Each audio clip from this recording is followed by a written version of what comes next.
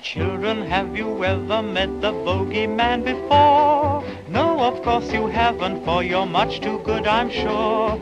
Don't you be afraid of him if he should visit you. He's a great big coward. What's up, guys? Welcome to the Lore Brothers. I am Ian. And I'm Connor. And today we are working on episode 3 of the Boogeyman / El Cucuy. I saw the Boogeyman. He's real.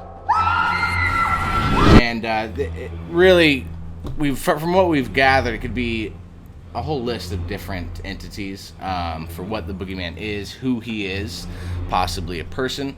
And there's many options, really, for what the Boogeyman could be. It was really interesting to read about, and starting with the history of the Boogeyman. I mean, the history goes all the way back to as early as the 16th century. There's also some predominant figures in the early 1800s. One figure that I think I really want to focus on today is going to be a gentleman named Albert Fish.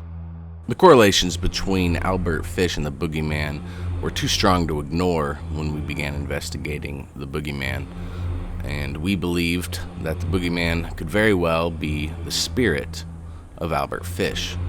Now, this is a man in the early 1900s who is said to have killed and consumed 100 children. At least 9 were confirmed, and he boasts that he had eaten the children in every state. This man was gruesome, and he would cut the boys into pieces and eat them. There's a lot more to Albert Fish's story, but we did not want to do this without including him as a very strong possibility of who the Boogeyman actually is. Pretty horrific to think about. I mean, this guy was the epitome of evil. Mm-hmm. And if he... Eventually, he was caught stating that he had killed upwards of 100 people and eaten the majority of them, and the majority being children. And this was, he was caught, and he was very proud of everything he had done. And not surprisingly, he was put to death. In 1936, he was executed at the age of 65. And it's a strong possibility that his soul, his evil energy, became a ghost, and he would lurk in to this day on children. He would drag them out of bed and kill them. Mm-hmm. So it's a possibility that the Boogeyman could actually be a ghost and very real. And that's our logical input of who the Boogeyman could be. But here's the other turns that could be possibilities, because while investigating the Boogeyman, we ran across El Cucuy, which is a Mexican legend, basically myth, and it's believed to be a tool used by parents. So when their kids are acting bad, you would tell them that you better listen, or the El Cucuy is going to come and get you. And so it was more of a tale, like a tool for parents at that time. And the idea of the Boogeyman, versions of the Boogeyman, spanned all the way into India, Europe, all over the place. So, I mean, El Cucuy and the Boogeyman, these are just versions of the same entity. And oftentimes used the same way, tool-wise.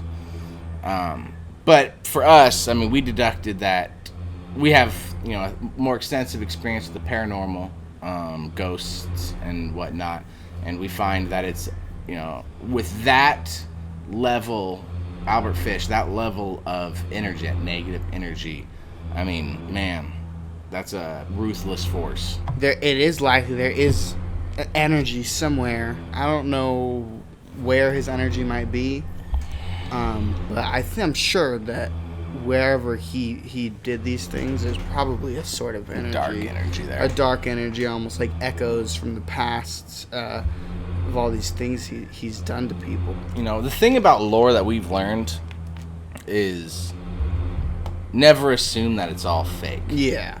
And another really interesting thing about the Boogeyman is that when you look at him in today's culture, I mean, it's really fascinating to see that he's still so prevalent in movies like Sinister 2. Yeah. That movie's based on so that's a really interesting modern take. Modern take on the modern Boogeyman. take on the Boogeyman. Another thing in modern day, what's one thing that doesn't change over large periods of time? Kids, the way kids act. They're always misbehaved. So I think it still uses a tool nowadays as well. The door to shut by itself. Our door to slam shut.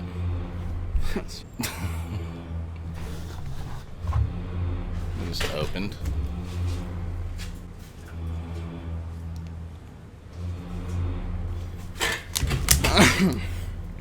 You know, there's the spirits from what we've gathered. We have an aunt who we spoke to, and she is a ocean of knowledge on anything supernatural. And if we could learn anything from her, it's that there is a lot more real than you'd imagine. And sometimes it's exciting, and sometimes it's really scary, you know. And once you really dive into these things, you got to be cautious, certainly. And we plan on diving into as much as possible, good and bad. And our goal is to not only entertain you, but to educate you, help protect folks. Because as fascinating as, you know, the spirit world is, it can oftentimes be really dangerous. Far more dangerous than you'd think. And I don't mean like it's going to drag you into the bed and rip you to pieces, but it could rip you apart from the inside. Make you feel crazy. And you gotta be careful. And but we plan on bringing you we're never gonna fake anything. We want you guys to see everything that we see. So down the road, as we grow and you guys share these videos and we get a little bigger and a little bigger, we're gonna be making some moves. Yeah. And we really want to push ourselves and push this program and see what we can discover and see what we can share with you guys.